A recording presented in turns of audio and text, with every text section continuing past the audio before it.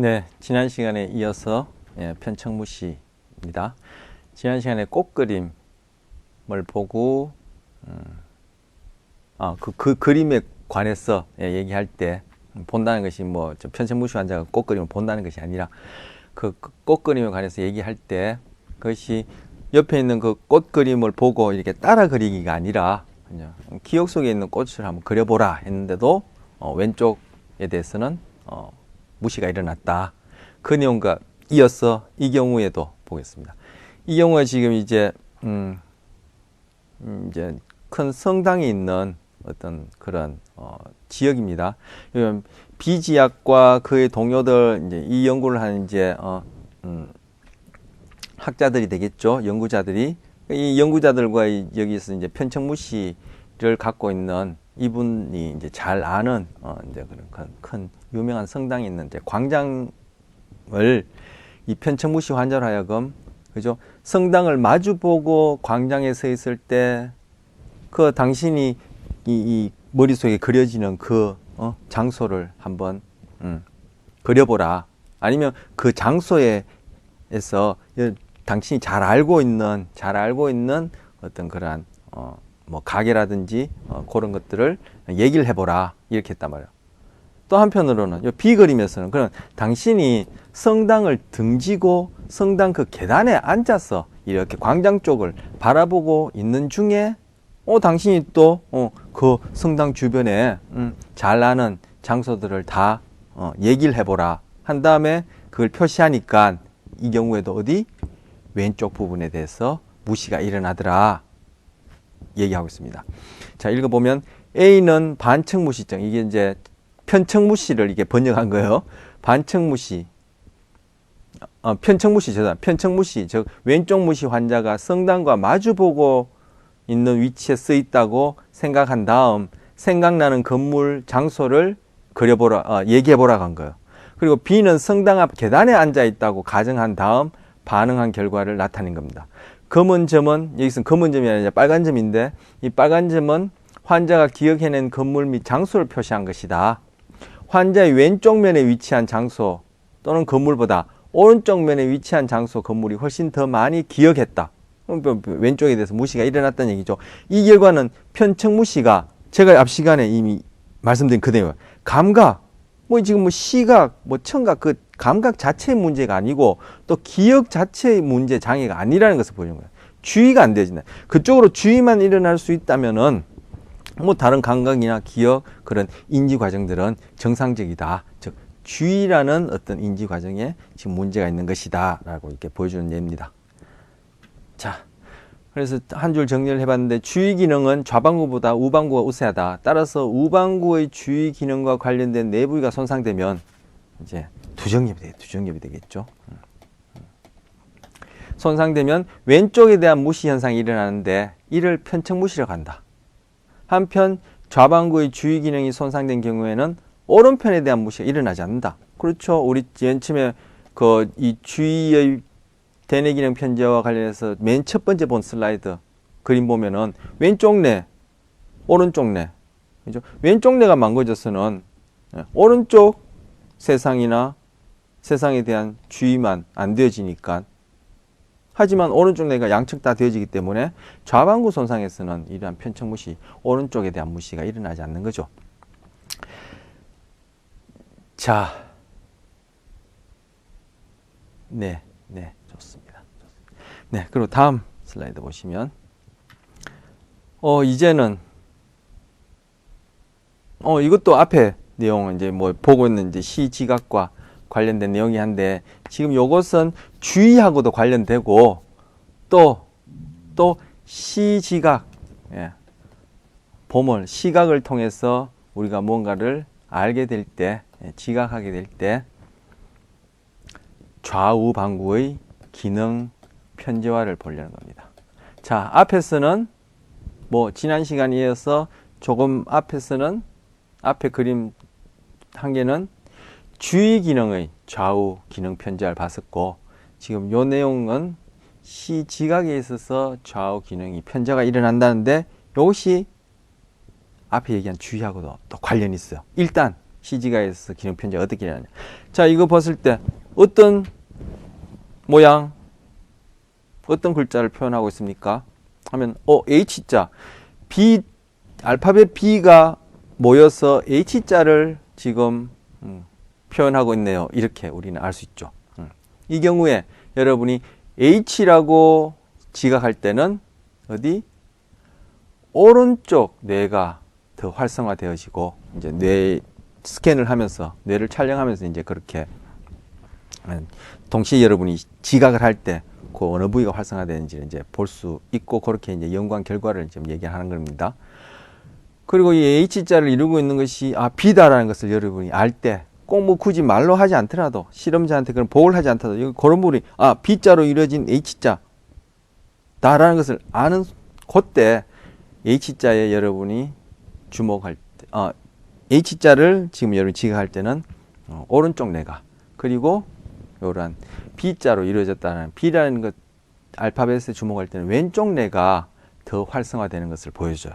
그래서 오른쪽 뇌는 전체적인 윤곽, 형태 이런 것들을 지각하는데 더 우세하고 왼쪽 뇌는 그 세세한 구체적인 부분, 세세한 그러한 것들을 분석해내는데 지각하는데 더 우세해요. 우리 앞 시간에 그림 보죠.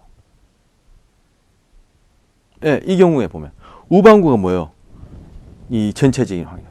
자기 신체도 마찬가지죠. 오른쪽 렌즈 전체에 대해서 다 이렇게 주의를 할 수 있는 것이 바로 그러한 주의를 바탕으로 조금 전에 봤던 시지각에 있어서 그 의식에 해당하는 이제 부분이죠. 시지각에 있어서 전체적인 H자 윤곽을 판단하는데 더 우세하게 기능을 하는 거예요.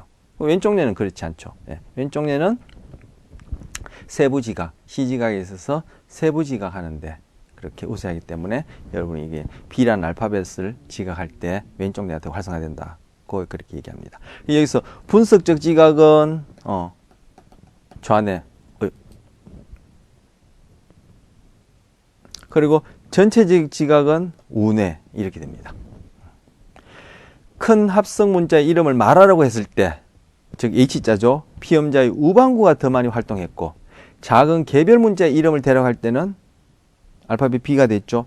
자방구가 더 많이 활동했다. 즉 시지각에 있어서 바로 이러한 편제와 기능 편제가 일어난다. 그리고 우방구의 전체적인 지각은 아까 주의의 우방구가 주의에 있어서 우세한 것과 관련된다. 이렇게 얘기할 수 있습니다. 그럼 좌방구의 분석적 지각은 아까 주의하고 어떻게 관련되니? 이걸 좀 얘기를 하려면 뭐 주의도 주의겠지만 좌방구, 우방구가 어떤 정보 처리를 하는 어떤 그런 방식에 있어서 차이를 좀 얘기를 해야 되는데 그 얘기는 뒤에 가서 할 기회가 있을 것 같습니다. 그때 가서 하기로 하죠. 분석적 지각과 관련된 이런 부분은. 자, 왜 그러냐? 왜 그러냐? 좌우방구가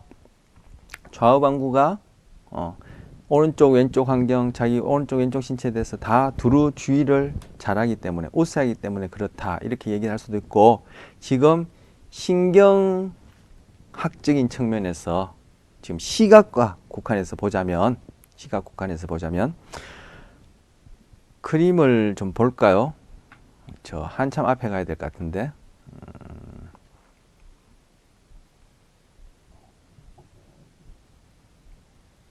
네, 우리 시각할 때죠. 네. 자, 여기가 중심화, 초점이 잡혀지는 부분, 온포가 들어갔다서 와라고 표현합니다. 한자말로. 이 부분이 황반, 이렇게 누렇게 보인다고 그랬죠. 실제 황반 보여주는 그림들이 있었죠. 예, 요 황반. 근데 이 부위에는 그때도 말씀드렸듯이 광수용기가 뭐 특히 원뿔세포 광수용기가 중간에 뭐 다양한 몇 종의 세포도 있지만 생략하고 최종적으로 신경절 세포의 축삭이 시신경을 이룬다 했죠. 신경절 세포로 연결될 때 이 중심화 부근에는 1대1 연결돼요. 그때도 말씀드렸었어요. 원뿔 세포 하나에 신경질 세포 하나 해서 1대1 대응되어서 연결돼요. 그러면은 그만큼 이 원뿔 세포에 대한 신호가 신경질 세포로 그죠? 곧장 연결되어지니까 이 부위에 있어서 그죠? 그 지각 대상에 대한 그러한 어떤 분석, 정보 처리가 아주 섬세하게 뭐 다른 용어로 하면 해상도가 높게, 레졸루션이 높게 그렇게 처리된다 이렇게 얘기할 수 있죠. 그리고 이 주변부는 광수용기가 뭐 막대세포가 많은 막대세포가 뭐 몇 개인지 다수의 막대세포가 신경절 세포 한 개에 수렴되는 형태로 그런 식으로 이루어져요. 그래서 이 경우에는 이 주변부에 떨어지는 입력되어지는 시지각 대상에 대해서는 그만큼 섬세한 분석이 상대적으로 안 되어지죠. 달리하면 해상도가 떨어진다 이렇게 얘기할 수 있어요. 그래서 그렇게 말씀드렸고 지금 이러한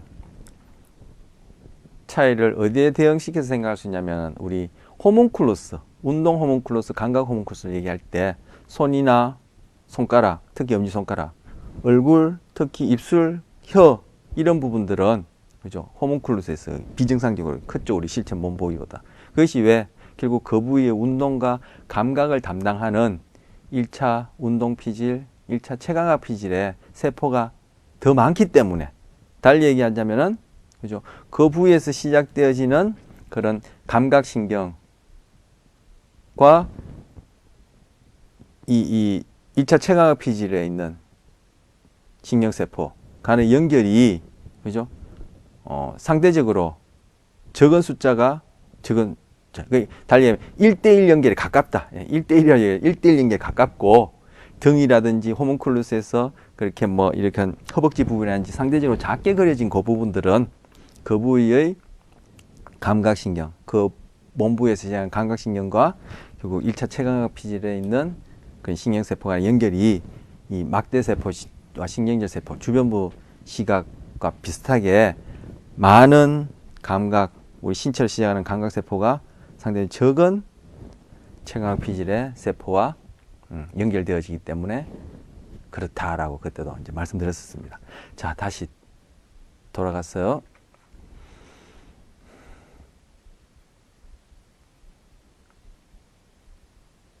이 경우 지금 다른 거 여기 뭐 양극세포라는 것도 있습니다. 있지만 뭐 그거 이제 생략하고 뭐 그것도 뭐 마찬가지 거기에 대해서도 마찬가지 그러한 연결 방식이 적용되는데 지금 여기 보면 광수용기요. 광수용기 하나가 신경절 세포 하나에 요렇게 1대1 수렴되죠. 이게 바로 중심부 시각이에요. 중심부 시각. 그런데 이러한 중심부 시각은 즉 이 신경절 세포의 축삭이 쭉 들어가서 어디에 모든 감각, 후갈제한 감각이 그치는 감각중개소 시상에 가서 다른 세포 시냅스하고 또 이 시상세포가 결국 어디 후두엽에 있는 1차 시각피질 이리 가서 시냅스 할 텐데 여기서부터 시작된 이 연결들이 1대1 또는 거의 1대1에 가깝단 말이에요. 어디에서? 중심화 부위에서. 즉 레졸루션이 높고 그 시각 대상에서 아주 세밀하게 분석적이죠. 아까 앞에 봤던 이 분석적 지각 관련되죠. 그런데 이것이 어느 쪽, 후두엽 쪽에 어느 쪽, 상대적으로 좌방구의 쪽으로 더 이 연결이 많아요. 이게 바로 이것도 기능 편지와 관련된 그죠? 구조적인 기능적인 편지화죠. 이 경우는 많은 광수용기가 그래서 여기 보면 요거는 원뿔 세포, 여기는 막대 세포들도 제법 섞여 있어요. 3개씩. 상대적으로 많은 그 중심화에서 주변부로 벗어나면 벗어날수록 상대적으로 많은 광수용기가 그리고 가장 주변부 가장자리에는 막대 세포만 있겠죠. 원뿔 세포가 섞여 있지 않고. 그래서 중심화 주변부에는 상대적으로 많은 광수용기가 하나의 신경질 세포로 수렴이 된단 말이에요. 이 시냅스들이. 그리고 또 여기도 마찬가지로 많은 것 광수용기들 수렴되어지고. 어휴, 넘어갔습니다. 그러면은 시상에 가서 또 마찬가지로 상대적으로 많은 신경질 세포들이 하나의 시상에 있는 신경세포에 수렴되어지고, 여기서도 마찬가지로 수렴되어지고, 또 여러 개의 시상에 있는 신경세포들이, 얘들은 또, 그죠? 또 다른 신경질 세포로부터 또 이렇게 수렴되어지겠죠? 그림이 좀 복잡하고 엉망진창이지만 여러분 알아보시겠죠? 예. 다시 그리는 게 뭐 효율적 같지 않으니까 이런 식으로 수렴되어지고, 그죠? 이제 신경질 세포, 그죠? 그러면 이 두 개의 시상세포, 여기는 두 개만 그랬지만 두 개만 있겠습니까? 이런 경우가. 그래서 이 시상에 있는 신경세포가 또 어디 후두엽에 있는, 그죠? 1차 시각 피질로 수렴되어진단 말이에요. 그럼 이 후두엽에 있는 1차 시각 피질은, 그죠? 이 망막상에 있어서는, 그죠? 후두엽에 있는 1차 시각 피질에 있는 신경세포 하나가 이 망막상에 있어서는 엄청난 숫자의 광수용기로부터 정보를 받는단 말이에요. 호문클루스에서 그 작게 그려진 신체 부위, 아까 말씀드린 그거하고 똑같은 스트래티지예요. 예. 이 연결 방식이, 수렴되는 방식이 똑같다. 작게 호문클루스에 작게 그려진 부위와 마찬가지고, 이 부위는 후두엽에 있는 1차 시각 피질에 있는 신경세포 하나가, 그죠? 망막상에 광수용기 하나하고, 그죠? 1대1 또는 1대1 가깝게 연결되기 때문에 굉장히 분석적으로 처리할 수 있게 되죠. 근데 이것이 뭐 좌방구에 이러한 연결이 상대적으로 더 많이 도달하고, 이 경우 많은 세포들이 하나의 세포, 즉 많은 광수용기가 하나의 후두엽에 있는 1차 시각 피질이나 하나의 신경세포로 수렴하는 경우는 우방구에 쪽으로 이런 연결이 더 많아요. 그래서 아까 뭡니까? H자를 여러분이 지각할 때는 우방구가 더 활성화되고, 이 각각의 B자를 지각할 때는 좌방구가 더 많이 활성화된다. 즉 전체적 시각은 우방구, 분석의 시각은 좌방구. 이렇게 아까 말씀드렸던 거예요. 게다가 아까 우방구는, 그죠? 전체적인 주의가 되어지니까 주의 바탕 위에, 주의라는 거 바탕 위에 지금 시지각이라는 의식에, 아까 각성 주의 의식 얘기했는데, 그죠?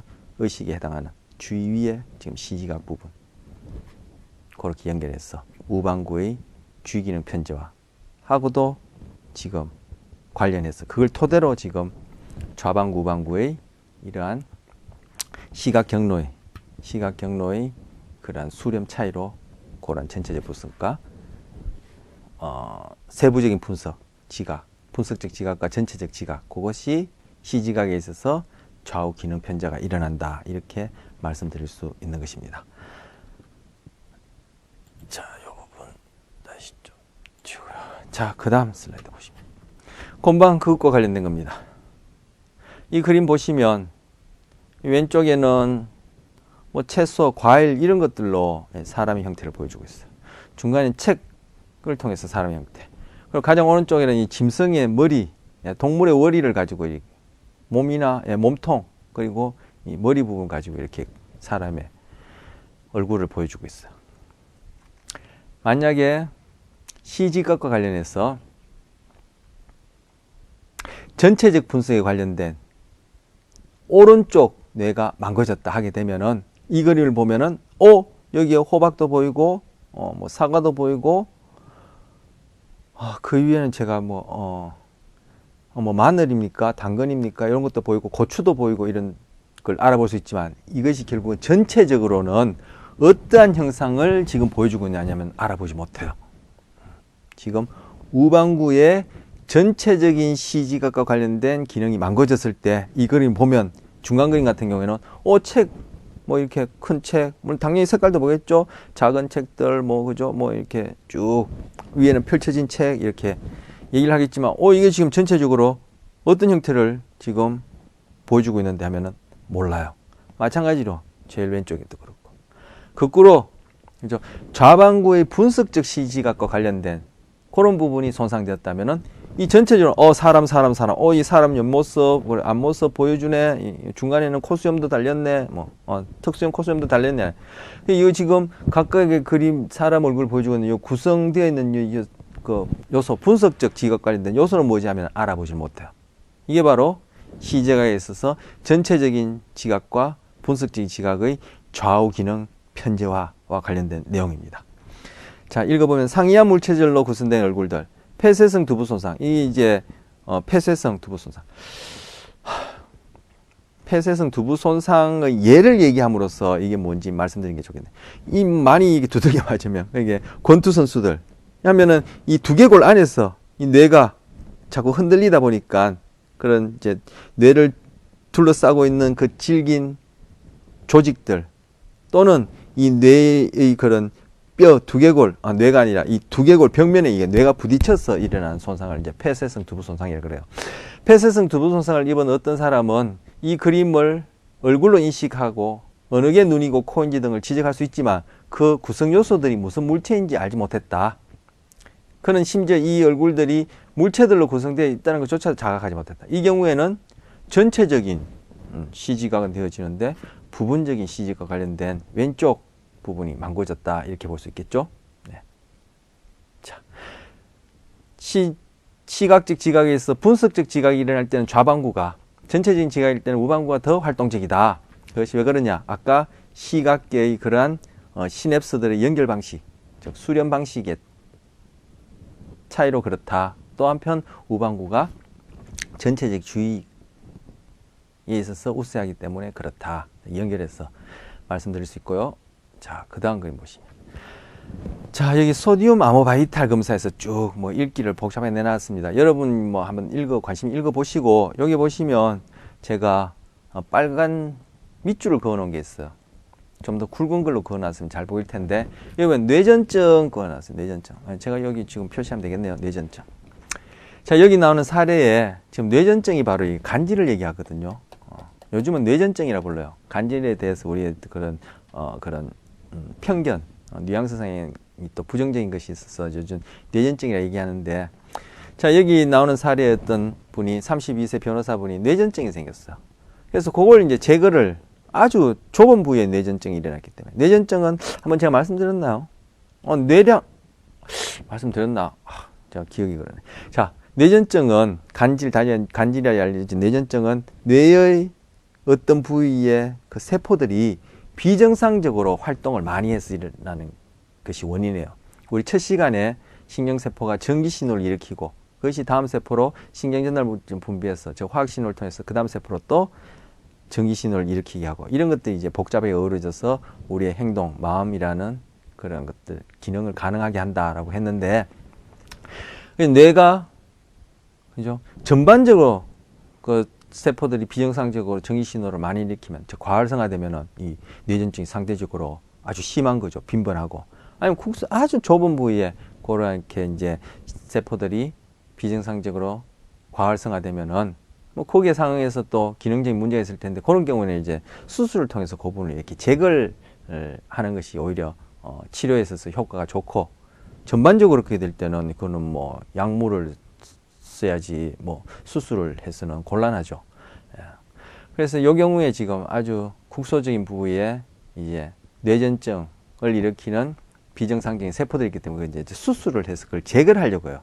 그런데 그 제거한 것이 혹시라도 이제 뇌의 기능적인 문제를 일으킬까봐, 또 아주 핵심적이고 중요한 기능적인 문제와 관련된 부위일까 해서 지금 이제 검사를 하는 거예요.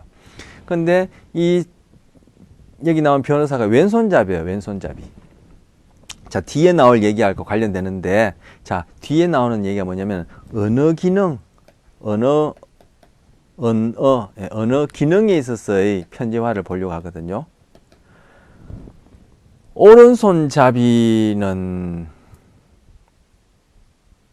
뒤에서 얘기할 언어 기능에 있어서의 중추라 얘기하는, 즉 언어 중추가 좌방구에 위치예요. 즉 어느 기능 편제와 즉 어느 기능은 왼쪽 뇌가 더 우세하다. 아니 왼쪽 뇌에 치우쳐 있다. 그와 관련된 부위를 어느 중추라는데 오른손잡이는 어느 중추가 왼쪽 뇌에 있다. 그럼 왼손잡이가 상대적으로 적죠. 오른손잡이가 대부분이고 왼손잡이 중에 극히 일부분에 있어서 왼손잡이도 거의 대부분은 오른손잡이와 마찬가지로 어느 중추가 왼쪽 뇌에 위치해요. 그런데 왼손잡이 중에 소수가 어느 중추가 우리 뒤에서 보겠습니다. 구체에 어느 중추가 어떤 걸 얘기하는지 어느 중추가 오른쪽 뇌에 위치해요. 그래서 혹시 이분이 지금 뇌전증이 하필 또 이분 같은 경우에 지금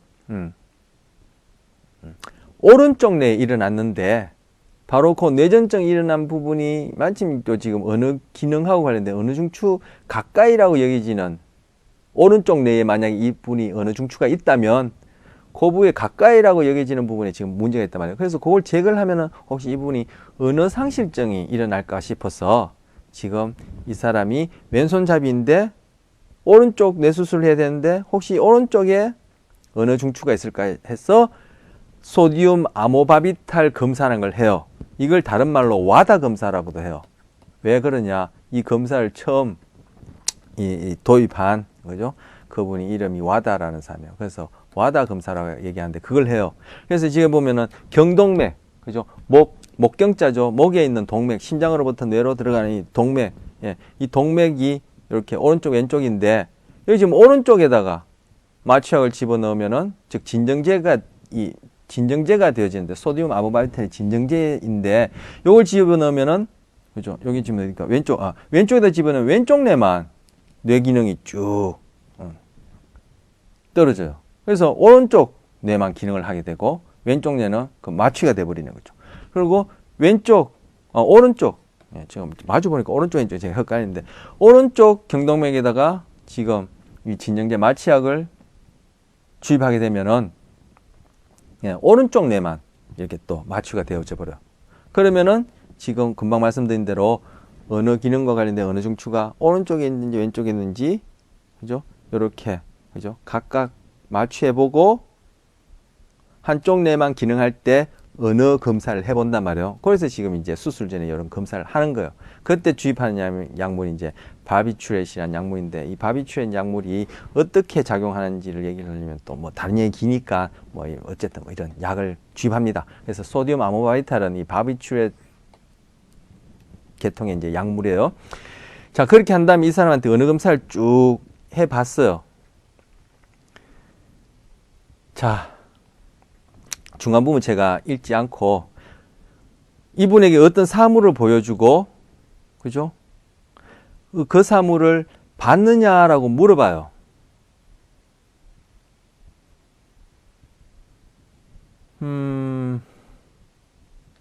예. 받느냐라고 물어보는데 어떻게 하냐면은 이분이 제가 이걸 안 읽고 설명하려니까 지금 좀 말이 매끄럽게 연결이 안 되어지는데 이분이 결국은 왼손잡이지만 어느 중추가 오른손잡이와 마찬가지로 왼쪽에 있다라는 걸 확인했어요. 그래서 이제 다행히도 그 부위, 뇌전증에 해당하는 그 부위를 이제 수술하게 되었는데 왼손잡이지만 오른손잡이와 마찬가지로 어느 중추가 왼쪽에 있다는 걸 확인했어요. 자, 근데 이분한테 왼쪽 뇌, 그러니까 이쪽 뇌가 되겠죠. 이쪽에 이제 어느 중추가 있어요. 오른손잡이와 마찬가지로 왼쪽, 죄송해요. 제가 마주 보니까 이쪽이 왼쪽 뇌예요. 죄송합니다. 자, 이 왼손잡이지만 오른손잡이와 마찬가지로 왼쪽 뇌, 이 왼쪽 뇌 맞죠? 예, 왼쪽 뇌에 어느 중추가 있다는 걸 확인했어요. 결과적으로. 근데 그 검사하는 중에 지금 이 그림에서 보여준 것처럼 왼쪽 뇌를 이렇게 마취를 시켰어요.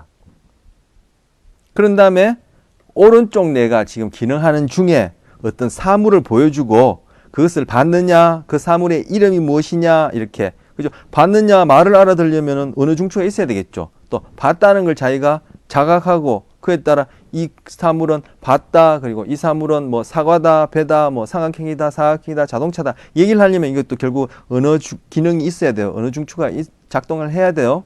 근데 이 사람은 지금 오른쪽, 제가 계속 헷갈리는, 왼쪽에 오른손잡이와 마찬가지로 왼쪽에 언어 중추 기능이 있는데 이 부분을 마취를 했기 때문에 어떤 사물을 보았냐고 물어보면 모른다고 그래요. 그리고 그 이름도 대질 못해요. 그러면 왼손으로 그 봤던 사물을 해당하는 것을 골라보라고 해요. 우리 앞에서 대척집에 배웠죠. 대척집에. 왼손으로 골라보래요. 그럼 왼손은 어느 쪽 뇌의 명령을 받습니까?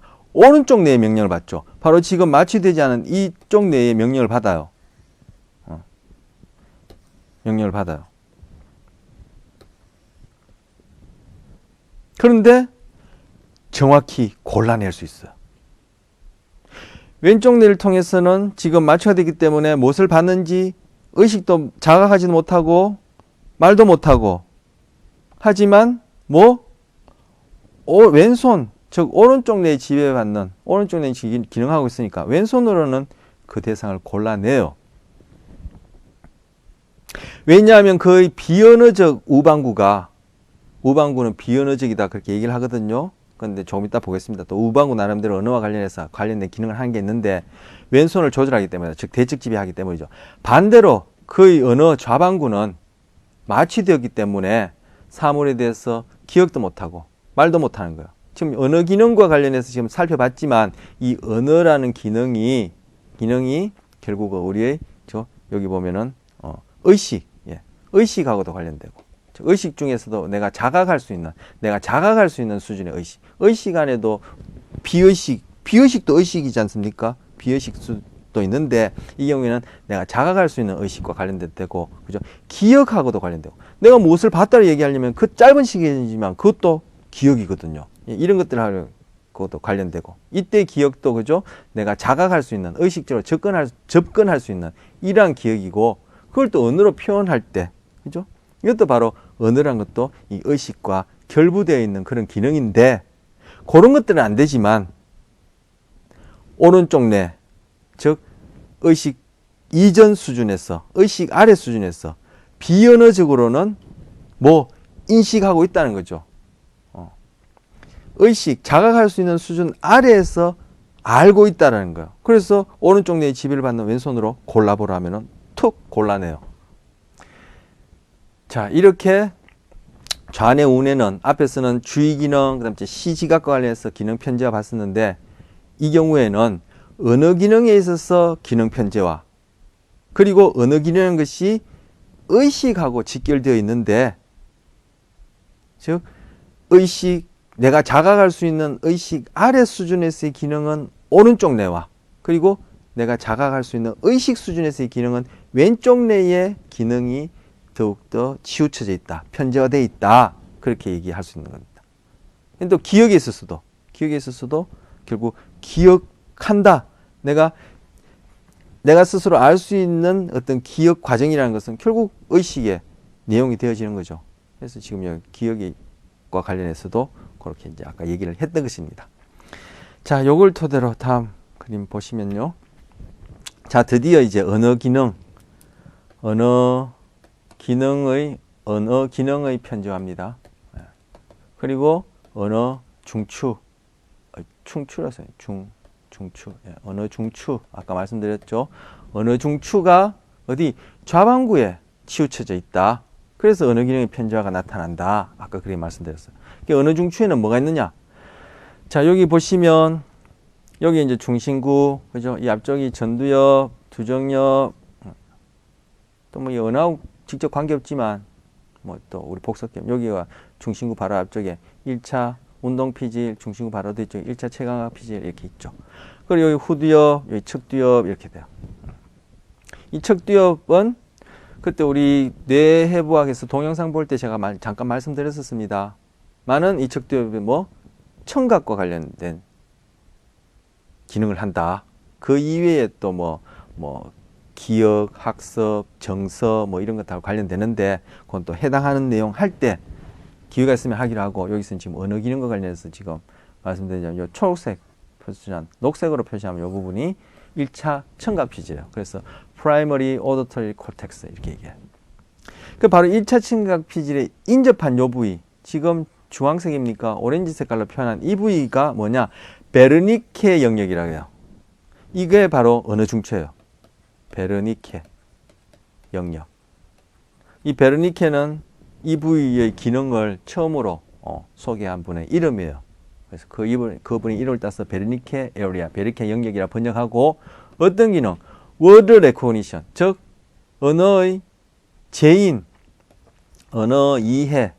이 경우에는 단어, 제인, 다시 알아보는 것, 인식, 제인과 관련해서 제인이라 표현하는데, 언어 이해에 관련하고, 언어 중추 하나밖에 없느냐? 하나 더 있어요. 지금 화살표 보면 이렇게 해서 화살표가 또 이쪽으로 연결돼요. 어디 여기 보면 노랗게 표시한 부분이 브로카 영역이에요. 브로카 영역. 브로카 영역이 두 번째 언어 중추예요. 브로카 요것도 요 부위의 기능을 처음으로 발견한 분의 이름이에요. 이분도 이제 신경심리학자로서 유명하고 신경심리학자 거장이죠. 이분의 이름을 따서 브로카 영역인데, 여기는 뭐예요? 스피치 프로덕션, 언어, 입으로 구어의 표현, 생산 또는 구어의 프로덕션, 생성이랄까요? 생성, 이렇게 기능을 해요. 달리면 언어 표현에 관련된 거죠. 표현. 근데 이 두 개의 언어 중추가 어디 오른쪽 뇌에는 이게 없어요. 그래서 바로 언어 기능이 편제화되었다라고 얘기를 하는 거예요. 오케이. 네. 그래서 베르니케 영역은 언어와 관련해서 감각과 관련된 거예요. 감각과 관련, 또는 감각 또는 지각과 관련된 거죠. 언어를 이해하는 부분이니까. 감각과 관련된 부분이고. 브로카 영역은 그죠? 언어를 표현하는 부분이니까 언어의 운동과 관련된 거죠. 언어의 운동과 관련된 거죠. 너무 지저분하지만 여러분 알아보시겠죠? 브로카 영역 언어의 운동과 관련된 거죠. 지금 아까 중심구를 기준으로 앞쪽은 1차 운동, 뒤쪽은 1차 체감각 피질 우리가 배웠습니다만은, 중심구를 기준으로 다 감아보면은 이 부분은 뭐 신체 감각, 이 부분은 시각, 여기는 청각, 그리고 중심구 기준으로 앞쪽은 뭐였죠? 운동 출력 1차 체감각 피질이 하지만 이쪽은 뭐예요? 그죠? 운동을 계획하고 생성하고 뭐 이런 것들과 관련되죠. 그래서 중심구 앞쪽은 운동 부분, 달리 하면 좀 더 제너럴하게 얘기하면 출력 부분, 그리고 중심구 뒤쪽은 뭔가 외부에서 주어진 것을 받아들여서 감각하고 지각하는, 즉 입력 부분, 이렇게 나눌 수 있어요. 지금 언어 중추에 있었어도, 언어 기능에 있었어도 지금 베르니케 영역은 중심구 뒤쪽, 그리고 그죠?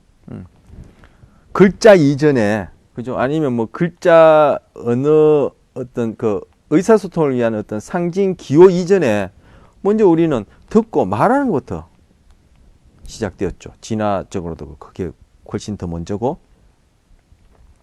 그래서 지금 듣는 것, 결국 감각 받아들이는 거죠. 그럼 바로 1차 청각 피질, 바로 옆에 지금 언어의 이해와 관련된 받아들이는 부분, 감각과 관련된 부분이 위치하고, 그리고 그걸 정보가 어디 이렇게 연결되어서 결국 지금 화살표 한 건 다 우리가 배웠던, 그죠? 신경세포 축삭이 그대로 뻗어간다는 겁니다. 그래서 거기 가서 또 시냅스 한다는 얘기인데, 그래서 그걸 정보를 받아서 지금 브로카 영역, 이 부분은 바로 운동이랄까요? 언어의 표현, 운동, 즉 출력에 해당하는 부분이 브로카 영역이 바로 이렇게 1차 체감각 피질, 중심구 앞쪽 이쪽에 위치하고, 너무 지저분해서 지우겠습니다. 위치하고 바로 이 브로카 영역이 위치한 곳이 이 중심구 1차 체감각 피질의 호망클루스 보면은 바로 발성에 인접한 부위에 이렇게 연결되어 있어요. 그리고 호망클루스 또 볼까요? 호망클루스가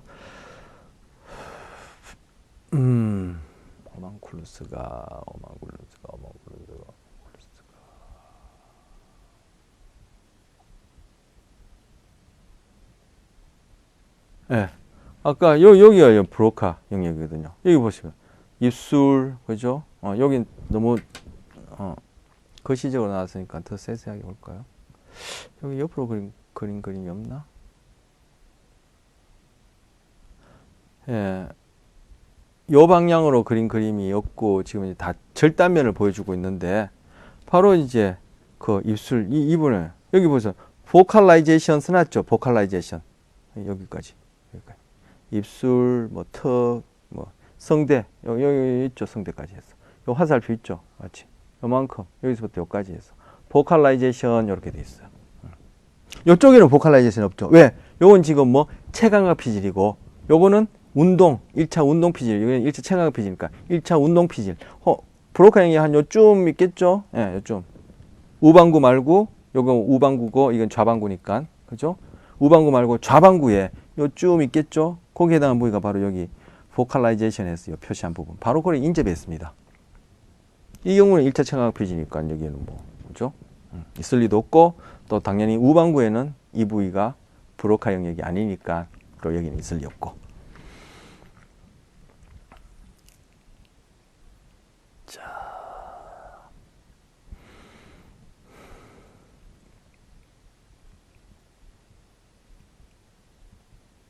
네, 그렇게 인접해 있습니다.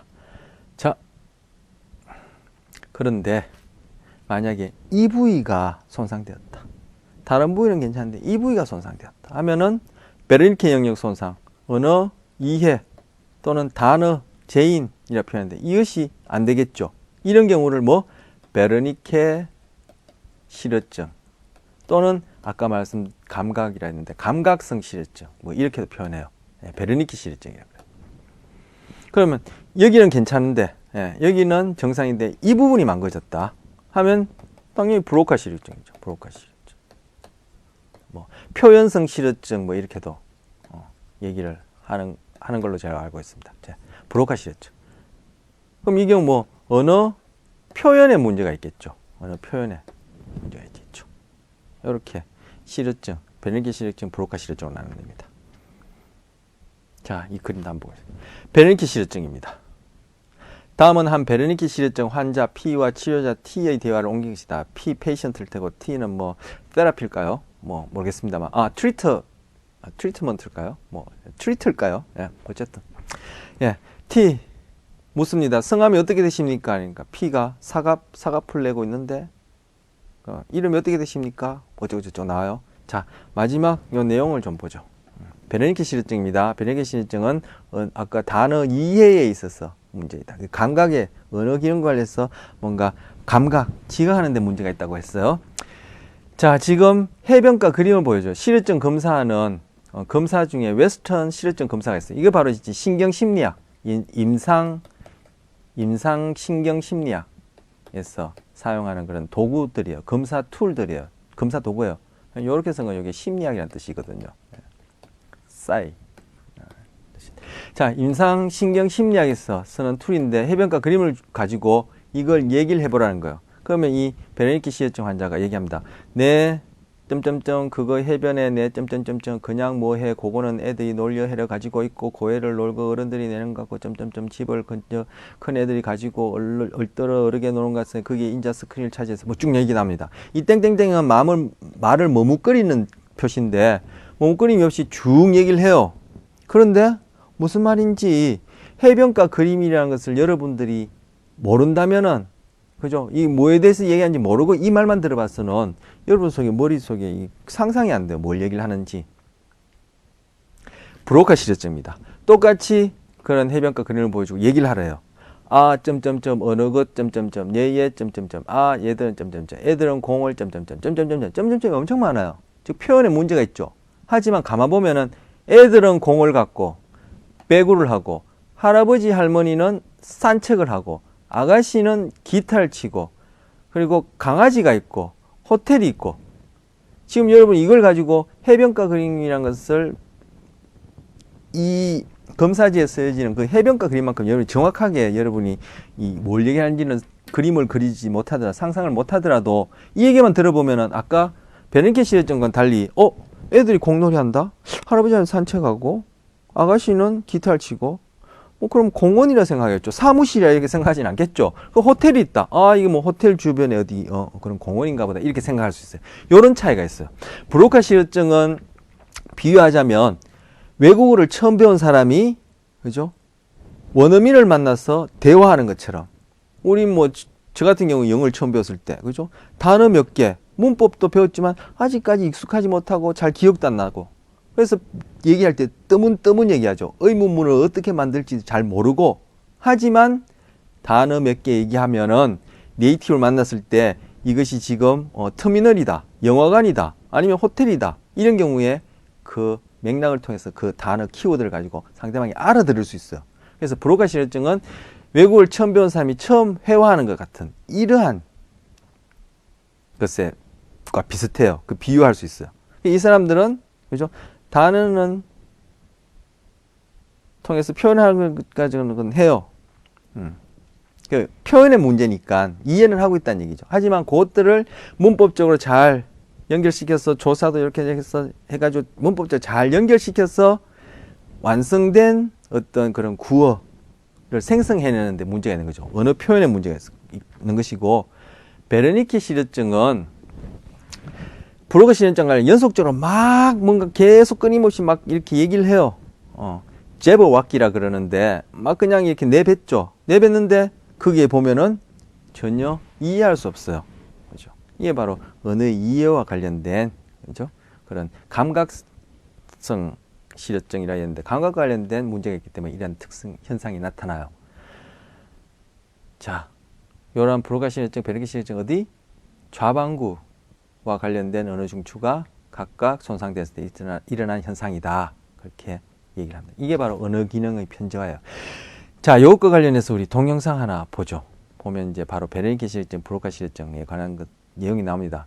본련 동영상이 이제 외국 사례의 경우인데, 국내 사례도 있는데, 그 뭡니까? 개인 정보, 프라이버시 그것 때문에 이제 제가, 갖고 있지만, 보여드리기가 그래요. 그 얼굴이 이제 다 나오고 해서. 자, 실효증 관련 동영상 하나 보겠습니다.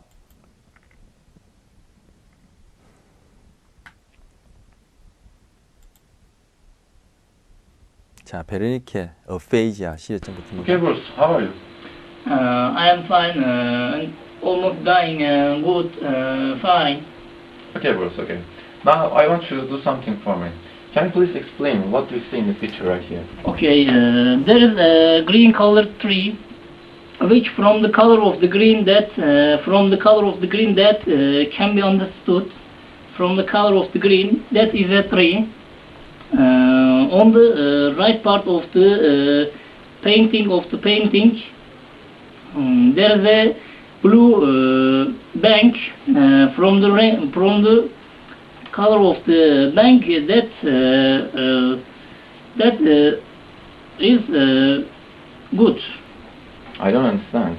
예, 여기 지금 상대방이 I don't understand이라 그러죠. 예, 지금 이렇게 베르니케 실효증 같은 경우에는 말을 끊임없이 유창하게, 예, 유창성 실효증이다 그래요. 예, 유창성 실효증이라 그래요. 브로카 실효증 같은 경우는 좀 전에도 우리 그 텍스트로 봤지만, 활자로 봤지만, 그 경우에는 유창하지 않죠. 이 경우는 유창한데 이게 상대방이 알아듣지 못하는 그런 말을 하게 됩니다. There's a man holding a paper which has shoes that shows that an important man. A man with a tie. That tie is very long. From the tie of the tie, that man is an important man. Okay, Bruce. 예, 그다음 제 브로카 실효증입니다. Fred, I will ask you some questions. What brought you back to this hospital again? Yes, Wednesday, Dad and Mom broke the hospital, and 본인도 굉장히 답답해하는 표정이 보이죠. 아까 베르니케 실효증과 달리. 이런 베르니케 실효증 이런 표정이 없었어요. 이제 브로카 실효증이에요. 어느 표현에 문제가 있어요. the girl, 이 사람 같은 경우에 어제 뭐 했냐라고 물었던 걸로 제가 기억합니다. doctor. 이 사람이 좀 얘기를 하는데 Yeah, and doctor and the girl and I.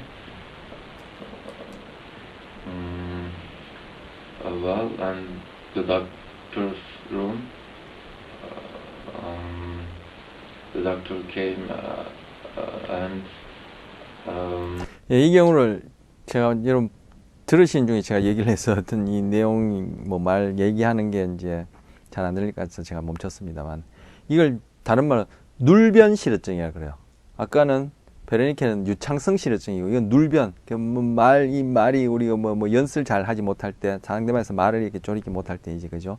어눌하다 이렇게 얘기하는데 눌변 실어증이라고도 그렇게 얘기하거든요. 눌변이야말로 우리 평소에 쓰지 않죠. 이제 한자 말인데 눌변 실어증이라는데 아주 답답해요 본인도. 그런데 여러분이 들어보셨고 뭐 다시 한번 자세히 들어보시면 9 o'clock, doctor, hospital, 마음 얘기를 해요. 지금 여기서 어제 뭐 했느냐 물어봤는데 이렇게 얘기한다면 뭔가 병원에서 닥터를 9시에 엄마랑 만났다. 뭐 환자로 만났는지 닥터가 뭐 그죠? 가족이었는지 아니면 뭐 다른 뭐 비즈니스로 만났는지 모르겠지만 하여튼 그런 상황을 어느 정도는 이해할 수 있겠죠. 근데 여러분이 만약에 그 현장에 있어서 당신 오늘 여기 왜 왔느냐 하면은 뭐 닥터, 9 o'clock, 마음 얘기한다면은 가면 옴찬에서 보니까 이건 뭐 비즈니스도 것도 아니고 뭐 가족도 아닌 것 같으면은 이 사람이 진료받으러 왔구나라는 걸 알 수 있죠. 이거는 이제 브로카 실증이 되는 겁니다. looked at me. Yes. Thank you, Alfred. 네, 여기까지 해서 영상 보고요. 자, 이 부분은 지우고 네.